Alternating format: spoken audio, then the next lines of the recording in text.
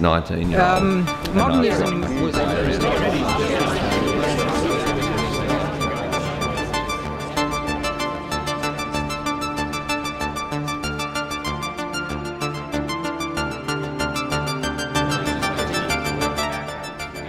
glad to be in Los Angeles right now as an art maker, as an artist.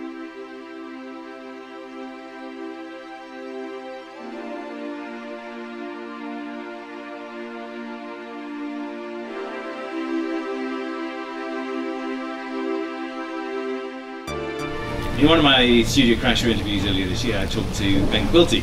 Benny Boy. Benny Boy. Yeah. Specifically, we talked about the work that he did in Afghanistan for the Australian War Memorial as an official war artist. Now, you were the previous official war artist, and you and I have talked lots over the years about your approach to that particular work. What do you think of Ben's approach? Was very, very different. Tell me your response to what he has done. Yeah, I think I liked Ben's work because I think that he sort of went for the jugular in a sense, that he went for it was a really humanist kind of approach. Like he really identified a problem, like a key problem within the Afghanistan experience for a lot of the soldiers, which is this trauma. And you know, I sort of seen it as well through like a family history, and also I was obviously very scared over there at times. Like I was really outside of anything that was even remotely a comfort zone, even in a base where people were saying, now you can relax. I'm like, are you kidding me? I'm supposed to relax when I've got this stuff to deal with, like indirect fire, and you've given me, so I just think that even from my experience in Afghanistan, I could see where Ben was going, and I think it was a very powerful response to that experience, which is not a long experience. You're kind of thrown in this environment and asked to process it all within a matter of weeks. And I like the idea that he spent a lot of time in post-production, in a sense. Strange to talk about painters in post-production, but the idea that he said, like he's got a studio practice, and it's not for him to kind of work plein air so much, even though he did. But it was more like this kind of gathering, and then he would go back and I like the idea of also using portraiture as a way as articulating it all through portraiture. I think it was good. And of course my concerns were very different, and I've got a different kind of working methodology, completely different kind of philosophy on it, but I have a lot of respect for a lot of the war artists, because it is it's a challenge for anyone. If you're kind of used to dealing with performers in a kind of known quantity, even if you're after the unknown as a result, that's fine. But when you get over into a war zone, there's very little you can kind of control. And I think it was good that he went with that kind of what happens to like a human subject when you're really even out of control of your own emotions in a response to that environment. It was very convincing as a project. In the work that you produced in Afghanistan, it's over the evolution of that work, because how can I say this delicately? It did take a while after after the still going, actually. I, because I was interviewing you at the time, I had the kind of privileged position of being able to see how it developed over 2010 after you'd been in 2009. Yeah. Now when you look back, tell me how you see the work as a body of work now, looking back at that.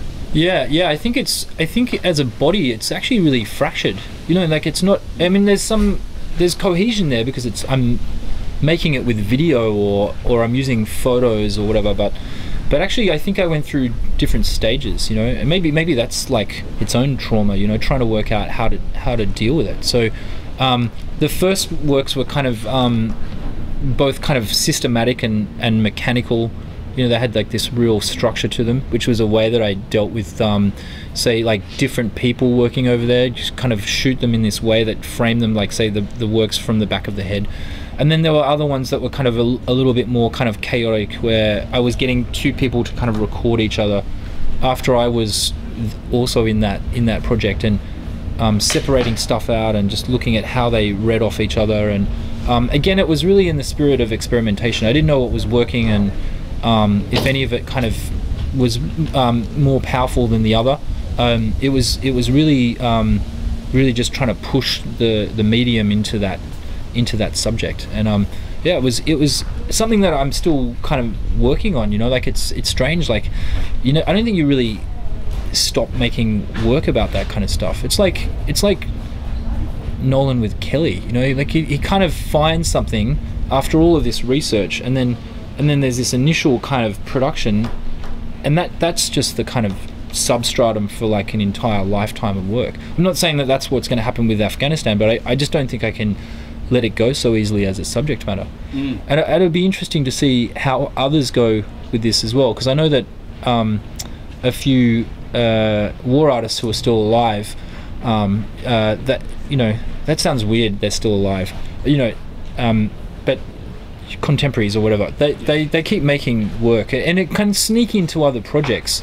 You know, you kind of have this like insane kind of emotional tone related to, it's so powerful, connected to Afghanistan, that it'll kind of sneak into some unrelated project. I think Ben, when I spoke to him a few months ago, was saying that it's actually hard. He's finding hard actually moving on from that, and I think partly because of the emotional investment. Yeah. You know, of dealing with, you know, soldiers with post-traumatic stress. Yeah. I think it's kind of interesting. Yeah, we're all fucked because of it. But maybe in a different way to experiencing kind of, you know, this trauma of the war itself. You know, like it's kind of like a creative crisis that, and I was actually in a different, maybe not a different crisis, but a crisis where I was thinking, what is it to be as a complicit agent within the whole conflict? You know, I was having like a kind of philosophical trauma, and then also trying to separate my experiences, say, from my father's experience. There was all these kind of weird Oedipal relationships that were coming up, which was what I was wanting, actually.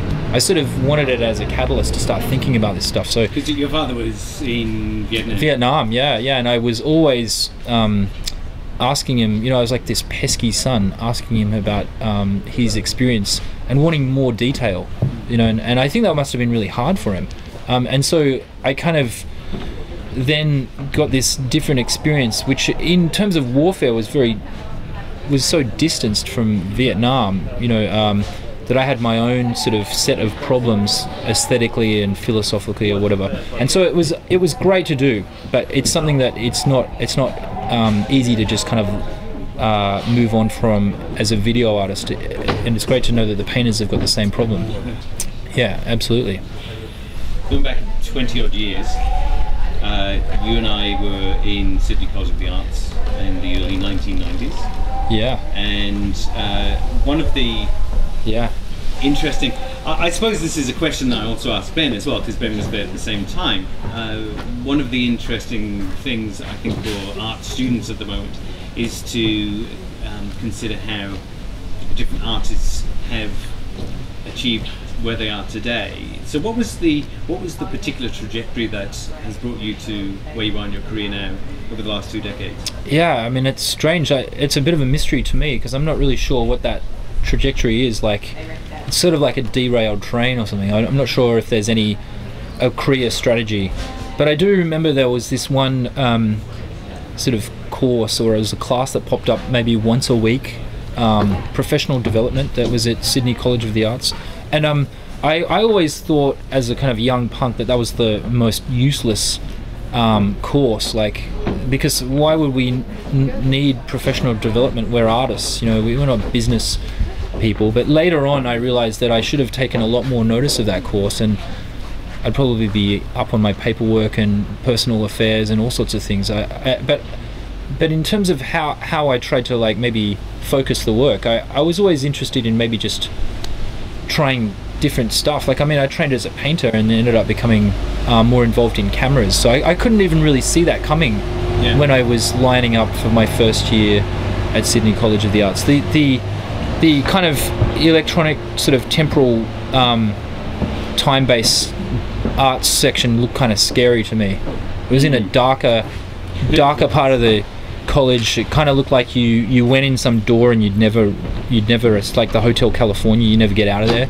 People would just spend all day in there, and they'd start to lose kind of the pallor of the skin had changed. It was like a black box, wasn't it? Yeah, a very narrow door that, you know. I thought it was zombification. I thought what was happening there, you get your soul sucked out of you. And strangely enough, it was also it was part of the sculpture performance and installation department. So it was kind of in there with sculpture. Yeah, which is actually probably interesting that you would have these people dealing with like projected light or light through monitors or whatever, and then you'd have this real physical stuff going on with performance. But at the time I didn't see it. I didn't make the connections, and also I was so obsessed with painting, like I fetishized the materials and the history, and I still do. It's just through a different medium now, you know. And so I guess if I'd known where I was at now in first year Sydney College of the Arts, I wouldn't believe you, because I just think what a loser using video cameras. Like, what's that all about? Painting was not a popular activity in the painting department in Sydney College of the Arts in the early 1990s, and you and Ben and a few of the people like Jan is still actually painting and practicing, and it really wasn't encouraged. Painting wasn't encouraged. We were told very much that painting was dead, but you were actually one of the people who evidently displayed skill in your painting. I think that there is a definite painterly quality still in your video. No, I still think of, like, say, setting up a composition like with video, like you still have the same duty to the image somehow, just through a different kind of medium. So there's definitely a connection there, and others make the connection as well, of course, in video. But I think that the idea that you're always like expected to kind of defer to some other medium, even though you're still in the painting department, was like this interesting kind of internal crisis, you know.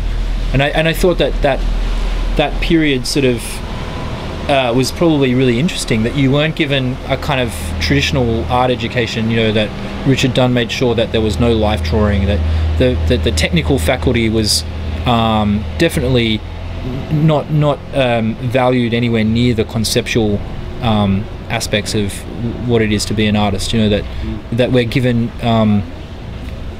text by Imants Tillers before we're given any material from John Ruskin, etc. That was interesting. And the idea that you kind of sign yourself up as a painter and they say, sorry, it's over. It's kind of great, you know. It's like, what do you do? You kind of cling on to the materials even more and fight for what you think is the future of the medium, which is kind of where Ben went, really, if you think about it. And even kind of reinvest in, say, gesture, and the idea that you can talk about an emotional state, which was such a taboo subject. Like, you can't, if you're not theorizing and almost like using different theorists as lenses, even you can get into some trouble at SCA in, you know, the noughties or whatever, you know. And I thought that was kind of great that some people were so sort of doggedly into this medium, that it wouldn't matter if there was some sort of official post-mortem given on the medium, they'd still go for it. It was great, really great. And also I was interested in painters who were using that as their kind of space anyway. People like Glenn Brown, who would be doing these hyper-real paintings of, like, say, Frank or Buck or whatever, but calling them something completely different, like Night of the Living Dead, or he'd do these science fiction paintings reproduced from these Foss paintings, you know, these, and he'd just name them, you know, after like Ian Curtis lyrics or something, you know. Like, it was kind of really interesting that people were dealing with the idea of a kind of end game in painting, and how were the painters dealing with that. It was fantastic. I liked it. Even though I did actually leave painting, I still have very fond memories of that confusion. You started producing video art then in Cofa when you were doing your masters. And of course one of the earliest works that you actually produced was Storm Sequence. Which is now a very well known work of yours. Tell me how that came about. Yeah, I think I was hanging out with some video artists, which is the first mistake, you know, and that was even before COFA. I had a friend, Josh Raymond, who was in this weird department in Sydney College. I just lose him for weeks in this with all of his colleagues, and so I was kind of making videos, but I wasn't comfortable showing them. I wasn't calling them works; they were just sketches, you know. And then at COFA, I think it's because I left my my sort of social group at Sydney College of the Arts. I could kind of like maybe just casually reinvent my practice. I didn't have the pressure from the old lecturers or what I was expected to do, and COFA maybe didn't have the same kind of clamp, like it wasn't like theory was like a manacle, even though it was still, there were departments that were you know, very, very progressive in that field. The painting department certainly wasn't, you know, and so it was the perfect place to experiment. It was great. So you're actually in the painting department when you're doing the still in painting, yeah, and but spending more time checking cameras out of the equipment store and these have an excellent equipment storage. It was amazing. Yeah. I think I was kind of intoxicated by that, because I felt like here I was as a painting student. I can check out the latest digital video camera, and I don't think I even did a aptitude test or whatever they call it, like a functions test on it. Like I just didn't know how to use them. In fact, the camera that I used for storm sequence I destroyed. I remember that was absolutely fucked, because what happened was I really wanted to record a storm, and I was interested in this idea of like personalizing some grand references, you know, like say looking at Turner's project of trying to represent the nebulosity of weather and what that meant to, like, say, the entire tradition of painting. Like, and I thought, well, that's great, that's huge, it's like this kind of transitional pivotal moment. What could I say about that? How could I talk about that like as some suburban white trash punk, you know? And actually the way that I thought about it was that I have these intense experiences, you know, when I'm kind of right on the edge of something where it's physically precarious, but there's also those other elements you cannot control. And so that's where storm sequence really came from, was trying to work out that space. Where does that happen, and what does it look like, you know? And then of course the storm comes in, and the camera was unprotected, and you know, gone. Yeah, beautiful camera actually, TRV 900 Sony, beautiful LCD panel. Yeah.